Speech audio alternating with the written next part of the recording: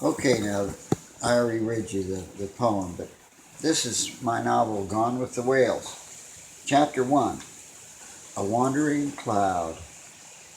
It was the green sea. As I skimmed over the tropical ocean, it looked as green as my mother's pea soup. That made me think longingly of Pennsylvania cookery. Oh, the sweet corn, the apples, both in cider and sweet bites, the hams in our smokehouse, the rye bread with our butter from our Jersey cow, Annabelle. Not that I lacked for food. Flying fish kept flopping into my long pointed lateen sail. I'd club them, cut them up, and cook them ashore at night. I made jerky too, and baited sharks with the remnants. Shark steak was filling. My sweet outrigger sailing canoe, named Honey, because her sail buzzed like a bee when she came about, was flying easily to the southeast on a broad reach on a lark. I had nowhere to go unless bad weather threatened, and I knew of a nearby island where I could find shelter in a grove of coconuts.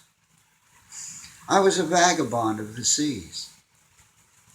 I was from the Cumberland Valley of Pennsylvania. I left at night, unseen. In San Francisco, I burned my clothing to escape the smell of death. In Java, I traded to a Malay some pink pearls and a chest of opium, which was given to me by our ship's Chinese cook before he died.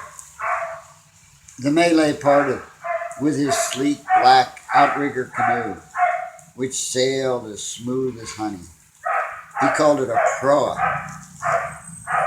What cared I, after all, for Mama and her pea soup, or for Alma Mater, the deity of my misspent academic youth? I had been enrolled at Princeton University for 3 years when I skedaddled. The great sea was now my mother. She rocked me safe and warm. A pod of dolphins paced my placid rush. Yep, I had plenty of good rope and cord to tie together my slitted sail and 2 pairs of white cotton duck trousers so I could hang one out in the rain and sun. Of my shirts, the less said the better. So there I was, young, tan, and bold, heeled way out to windward as I rushed just for fun on a broad reach downwind. I had nowhere to go, like the dolphins sporting nearby.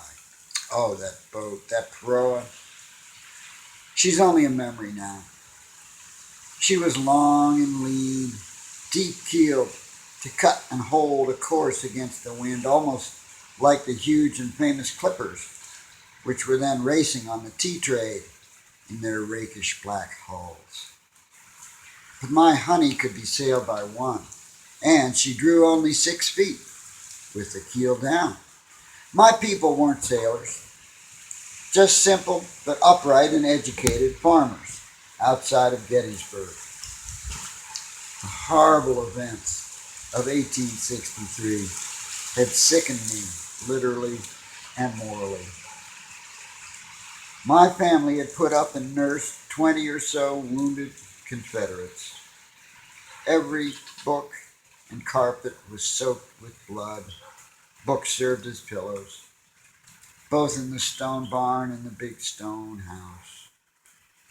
My little sister even fell in love with a Louisiana lieutenant who rode away on a horse we gave to him in November 1863, never to be heard from again. This was just before Lincoln came himself to deliver his address. My sister heard and saw the speech in black, tears staining her dress. She stood in line to shake hands with the president. Parenthesis. This part is true. This is Robert Gordon speaking. Of my great-great-grandfather's family in Gettysburg.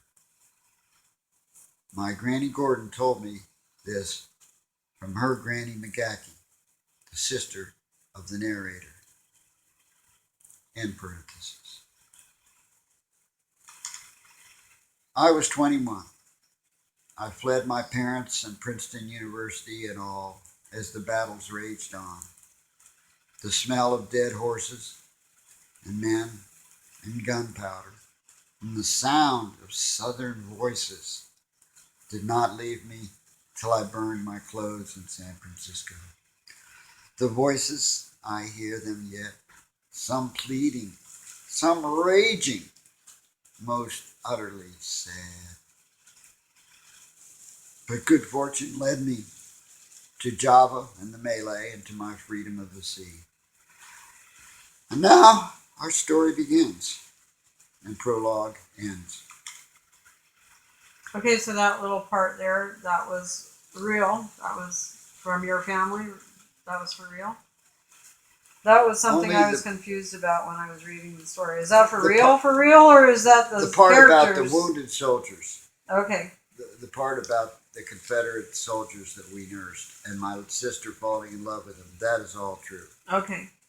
But as for the ship and the sea, and the narrator doesn't exist.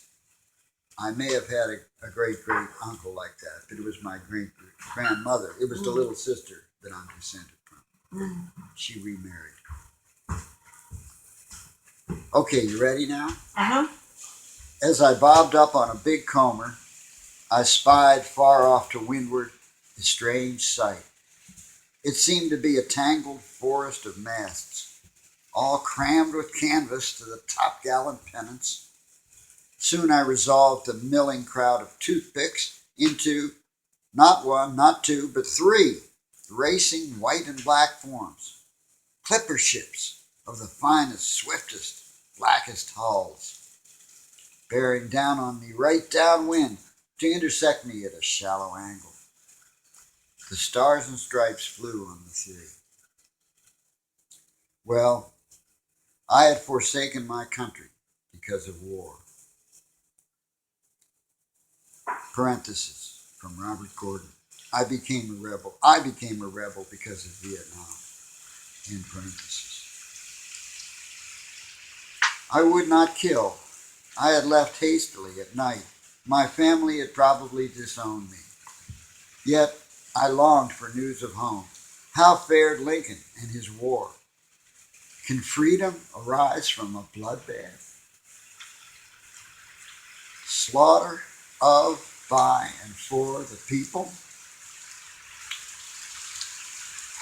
Then, as I contemplated changing the lashed rudder, either to avoid or to seek out my fellow countrymen, a chance sighting on the nearest clipper froze me. At the very bow of the ship, which tossed its head like a stallion fighting the bit, I glimpsed, once and then again, a distinguished figure.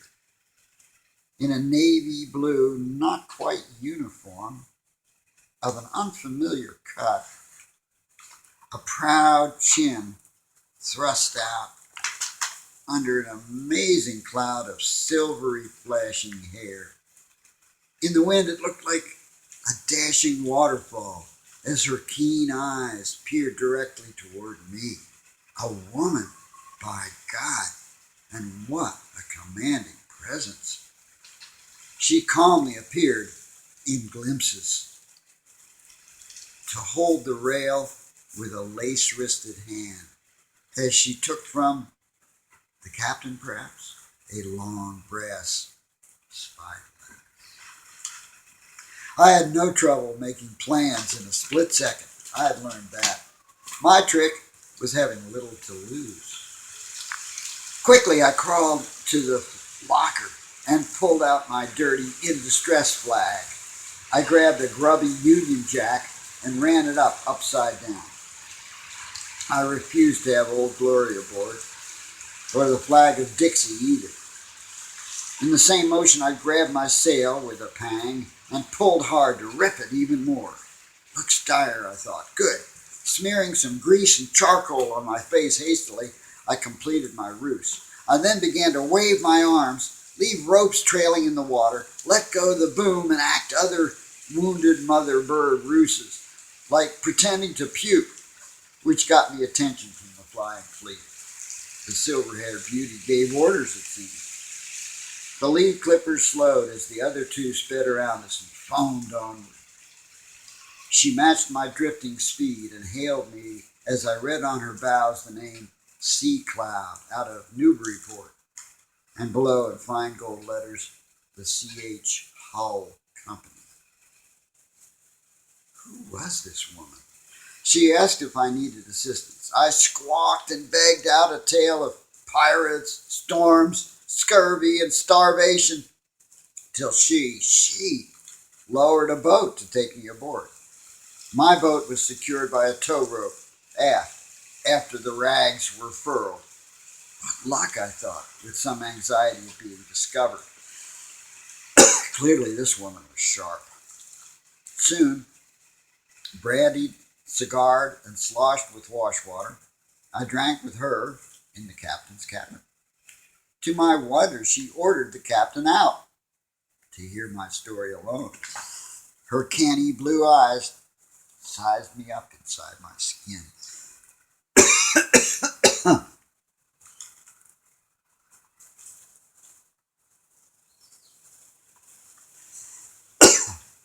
It makes me nervous just to recall these things. Well, she may have known my story for the tissue of absurdities which it was, but I told it amusingly enough, I think. After the third brandy, I began to abandon my hopeless plans to kidnap her, as I realized it would not be necessary. Somehow, we hit it off. She said her name was Catherine Hull. She was the only daughter of the very wealthy Charles Holmes Hull, a name known among Hull fanciers from Nantucket to New Bedford and points south. Her own Hull lacked nothing in sleekness. Her only brother had drunk and gambled his way to an early death, and her furious father had acquiesced in her earnest plans and made her his chief officer. He himself, she said, was too old and ill to sail, but I thought I detected in her manner that it was she herself who had persuaded him of his infirmity. I dared to think with a shudder of arsenic. A mere hour's talk had settled the plans of two born rebels, each well-schooled in the gentler forms of misleading one's associates. I was assigned a cabin. The crew again sent us speeding to the southeast, but somewhat slower due to the tow rope. I feared my honey would sink as she tossed and yawed. It turned out all three hulls were full of tea, and perhaps opium, I thought, with some silks and chinaware. By the way, folks, get ready to smile. This book is intended to be amusing, okay? Portions of it. The lead clipper, our Sea Cloud, was escorting two new vessels with green crews on a publicity stunt. Having already bested the Cutty Sark and the Sea Witch in one-to-one contests, she was aimed by her owners at beating speed records and taking all three vessels to San Francisco for refitting and to check all the seams. Old C.H. Holmes was a careful man. I understand the market for opium was high in San Francisco. Next port of call was Maui, sweet Lahaina in the Sandwich Isles.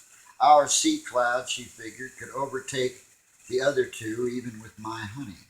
Sure enough, only 3 days later, we sailed leisurely along the South Maui coast and dropped anchor over an ivy secluded spot. Then our clever plan unfolded.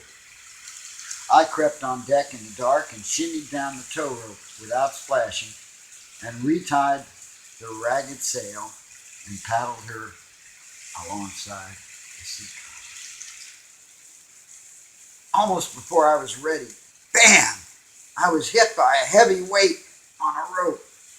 It was my new darling, in her money belt of 50 gold coins, louis d'ors, As soon as she was aboard, she began cursing and punching me just as we rehearsed. As my lantern did a mad dance and dark figures spilled from the quarters aboard the clipper, I got Honey slowly slipping off as the mock fight went on. I was actually bleeding from the dirt she had concealed in her garter, and one of my eyes was blackened by her fist. But I managed to get her sort of tied to the mast as she screamed and spat at me. All the lads on the big ship were gaping through the dark. Oh, we put on a good show. She knew the waters well thereabouts, and so did I somewhat. Her crew, less so. So I steered in balmy darkness for a large, shallow reef area offshore of a river mouth. Even her crew would know it was too shallow for a tea-laden clipper. Some drew 25 feet. So we slowly pulled northeast into the little jungly river mouth, away from the hapless clipper, where it was discovered that I had cut a stay rope or two. Not many, and they were obvious, so they could fix them easily. Their longboat had a neat hole in it. I went to Kathy and started untying her, rather slowly as I kissed her, and we both giggled a lot. The rum and the gold were well stowed. Chapter 2. Escape by Rain. Oh, what a night that was. Never forgotten by me for these 40-some years. And as for her, well, read on, reader. Every tale needs its suspense, eh? And I choose to leave out certain parts. For her and for me, perhaps for history herself, the bitch goddess, cupbearer to truth, by whom I am enslaved. When we came to our senses somewhat, and had drowned our desires in the O2 fragrant aromas of our glowing bodies, we realized that our plans were tissue paper and our danger very great. So too, great if besotted minds began to replan in the dark dripping night, in a tiny clearing by the river, our escape from a cruel, greedy, mad, lying world.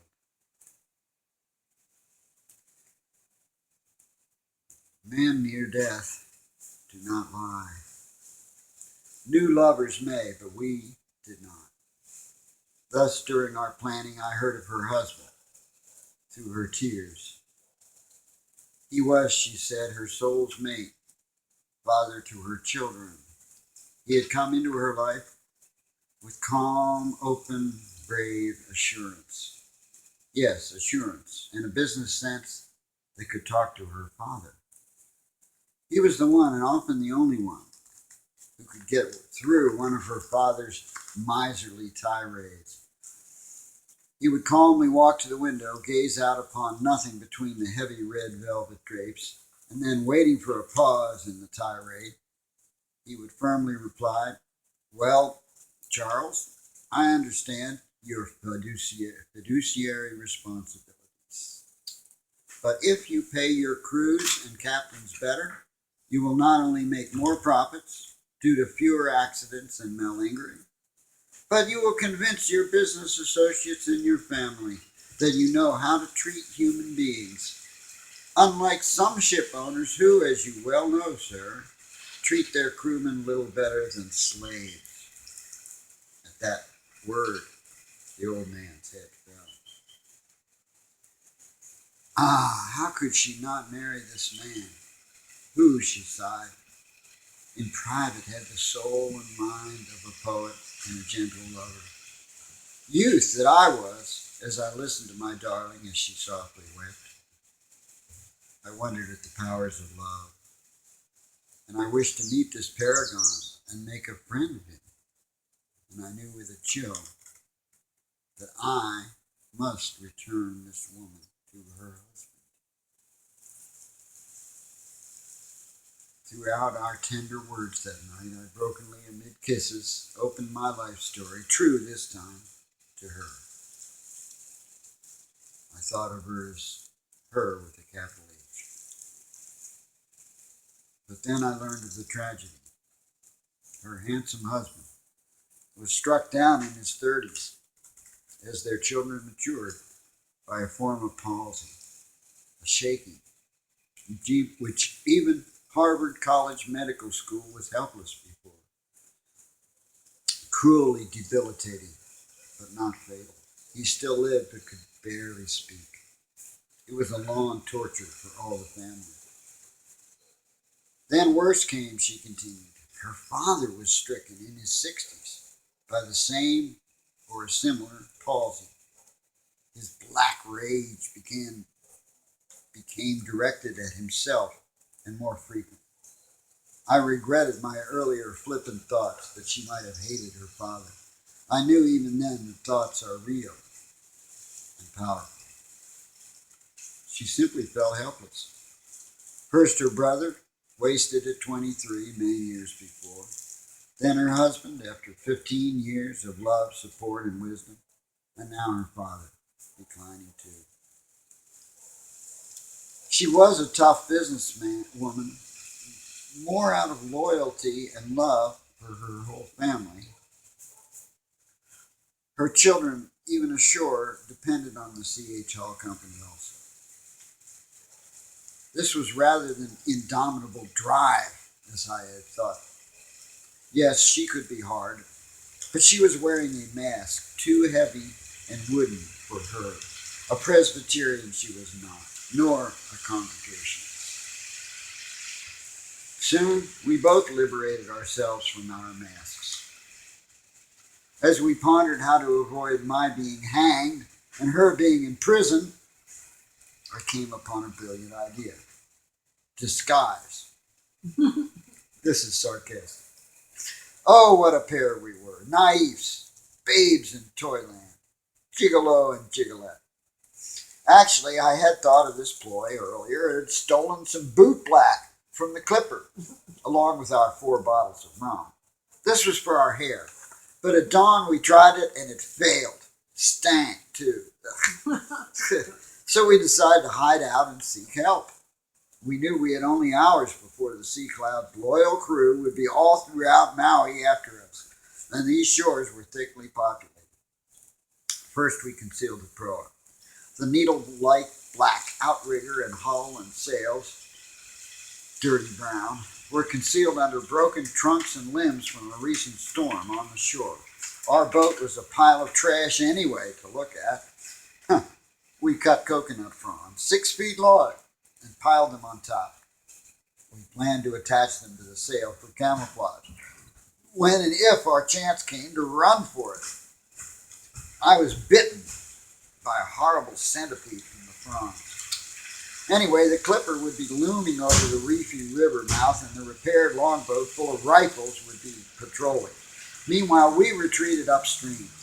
With great caution, we approached the nearest settlement we found, about 2 miles upstream. 6 or 8 thatched houses of bamboo, ohia poles, and fronds. Too many people going in and out. But after a very cautious hour, we found a hut off by itself, with covering forest almost all around, mostly mango, avocados, and breadfruit. An old woman sat on a frond in front, weaving a large mat of coconut fronds. She seemed alone. After a while, a young brown lad came up, holding 3 fish. He looked strange, maybe 16 or 17, but with weird brown stripes of different hues, meandering all down his arms, torso, and legs. The old woman was shriveled and wearing only a rag of skirt, looking as if she had previously weighed 100 pounds more than her present 150. Her belly showed wrinkles from a great many children, like a brown, wrinkled baked apple with duds. These people seemed a good gamble. We planned to pose as shipwreck victims until we were sure of the pair of them. It turned out that she, old Apple, spoke no English, but muttered, chirped, and droned continually in the mellifluous Hawaiian language. The boy, however, spoke plenty of English, almost too much. I asked him his name. The 3-toothed crone shrieked and waved her arms toward him. Him mono, lolo. He grinned, showing neatly filed triangular teeth. Me crazy tiger shark were his first words. My grandma, she Nailani. We soon found that the boy spoke in a terrible, garbled pidgin English that made us laugh, but he understood and answered all we asked. As talk proceeded, he lapsed into perfectly grammatical English, no doubt honed as a pickpocket at sailors' bars. Catherine and I glanced at each other furtively as we prepared to tell our true story and ask for help. To this end, she pulled out from guess where one of her precious louis d'ors, which is a French coin. She swore to me that no one aboard the Sea Cloud but she could open the safe, so her theft might go undetected. The coins, unlike Spanish or American pieces, were fairly unfamiliar thereabouts and might not be known as being from our ship. To be more sure, we'd taken 5 of them and hammered them with rocks to eliminate the face of the French king. It pleased us to so smash another murderous tyrant. Nailani's black eyes twinkled and she cackled. She grabbed the coin and disappeared outside to cash it. So we explained to her shark our predicament. When she returned, he said something to her and she again went out. This time we saw to a tree with star-shaped pale green leaves, almost like our southern sweet gums. She picked several dark brown large nuts and returned. Manololo explained they were kukui nuts. They roasted them, then ground them and boiled them to make a dark brown liquid. This, when painted on skin, made a lovely brown color, varying according to the duration of exposure. Shark pointed at himself. See me nicey, sharky stripesies. His pose as a simpleton was hilarious. I thought, were those stripes serving as his camouflage underwater? Left on the hair for hours, the same kukui nut in a paste form made it pure shining black. He also showed us how to use the nuts as candles. Wedge one in a split green stick or bamboo cane, light it, and the oily nut burned for many minutes. I had to shave too. I did it painfully with my Confederate States of America bayonet, honed on black lava. Clothing was next. Nailani bustled up to Catherine and almost ripped off the bodice of the tight blue high-necked straitjacket which her Puritan culture had forced on her. The 2 locals gasped as her ivory white body was exposed. Nailani chuckled and clucked and hefted her 2 billowing white breasts approvingly. The blue wool was consigned stinking to the fire as Nailani selected 2 diaphanous brightly flowered cloths, one to wrap around her wide hips, another around her chest. Only one such was needed for me, as I saw my duck trousers join her dress in a final lover's conflagration. And there we were, a Kanaka and a Vahini, undetectable if silent. Many natives had blue eyes. They found some cracked, dusty spectacles to further disguise our eyes if needed. They weren't needed. Looking the part made us active, too. That day, we learned from Manololo how to get food.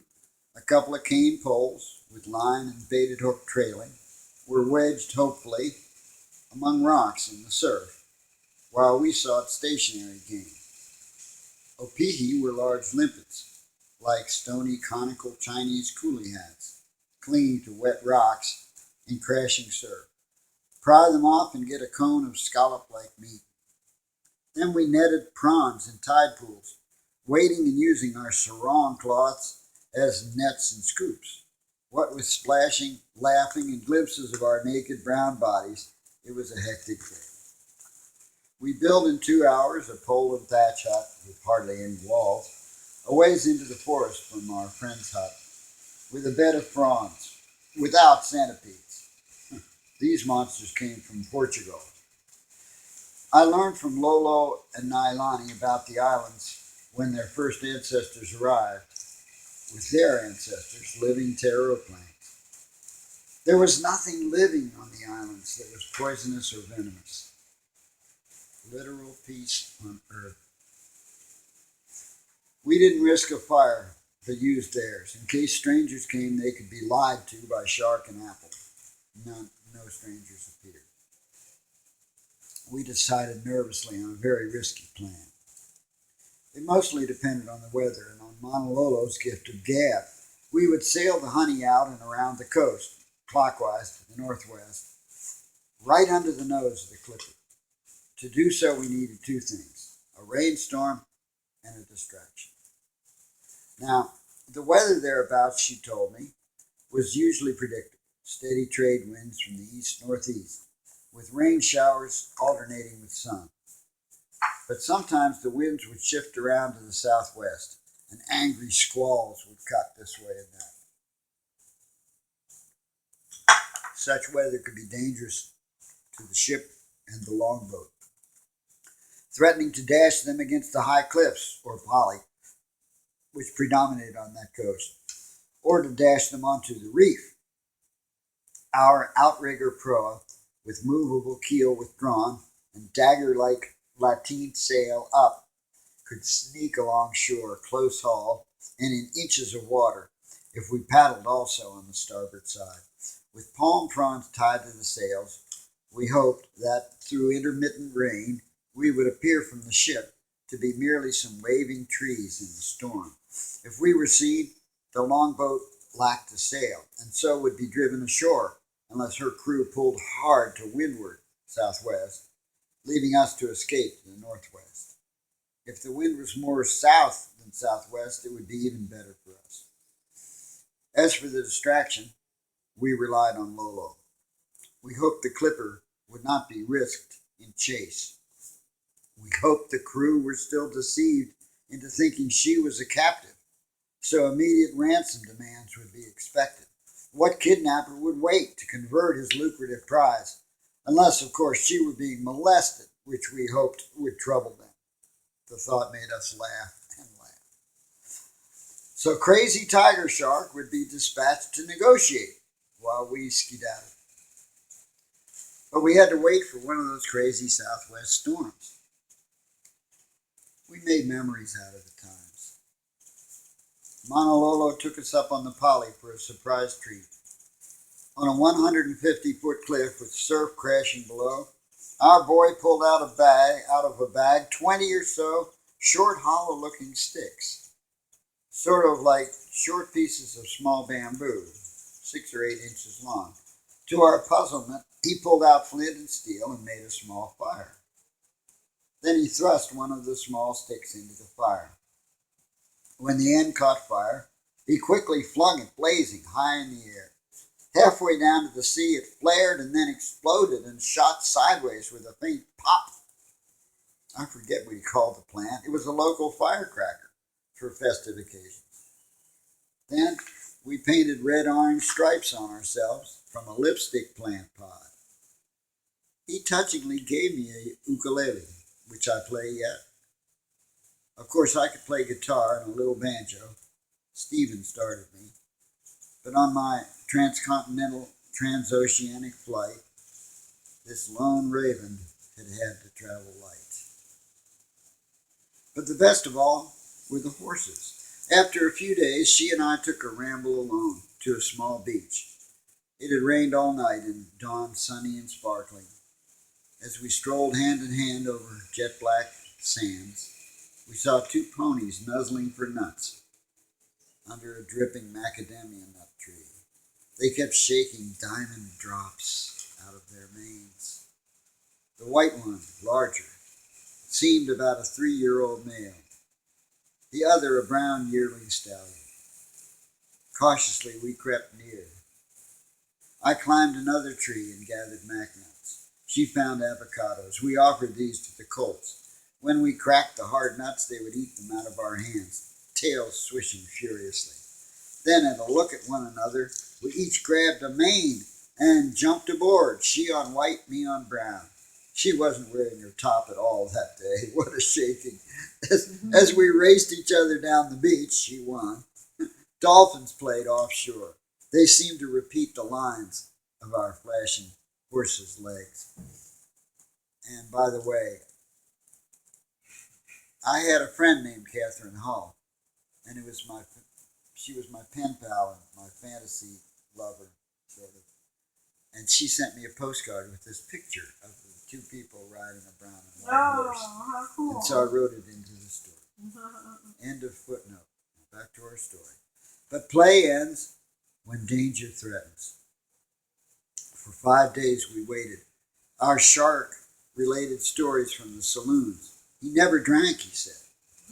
That sketches of us, bad, and descriptions, good but obsolete, were posted, and a huge reward offered. That especially scared us.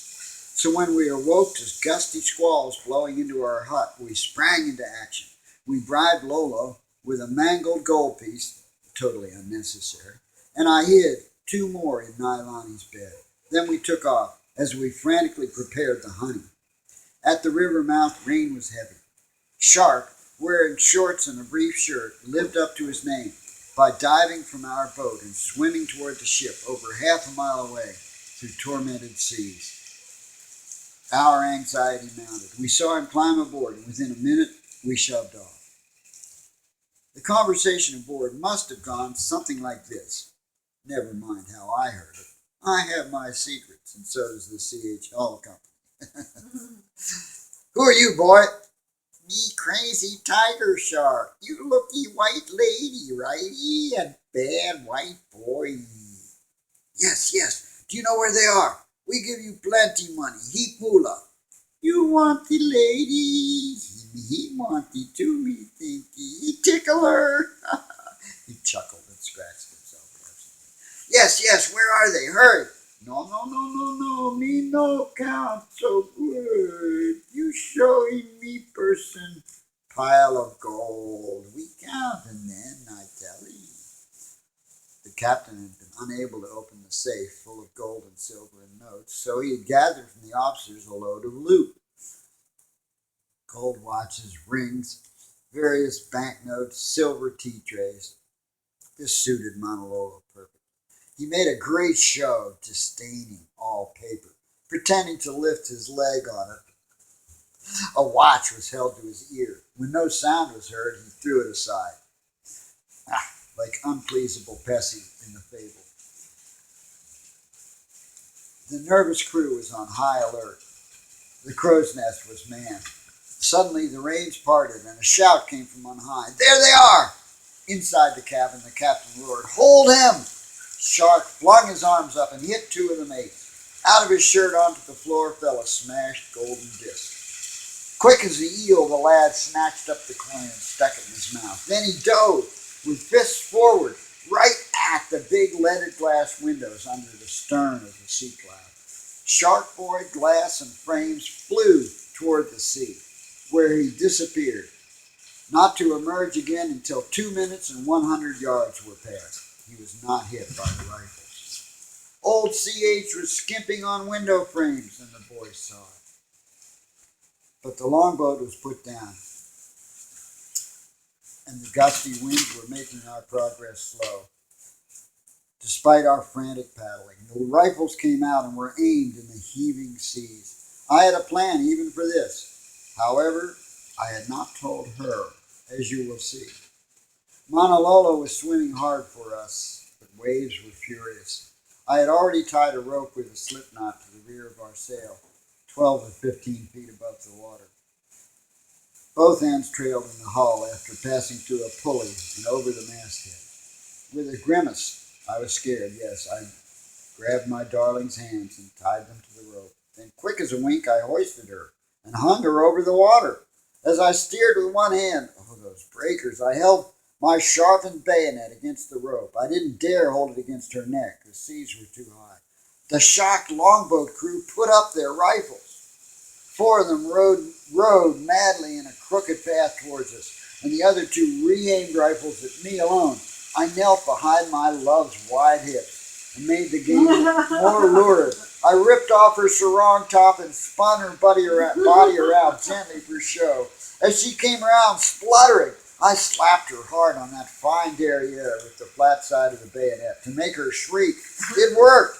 Plus, it made things happen in my crotch. Sorry, Kath. Her look said I would pay later. Oh, I did. Yes, I did. But I told you I won't tell all the parts of this tale. At that flashing moment, back then, I thought fast and hard about Shark Boy.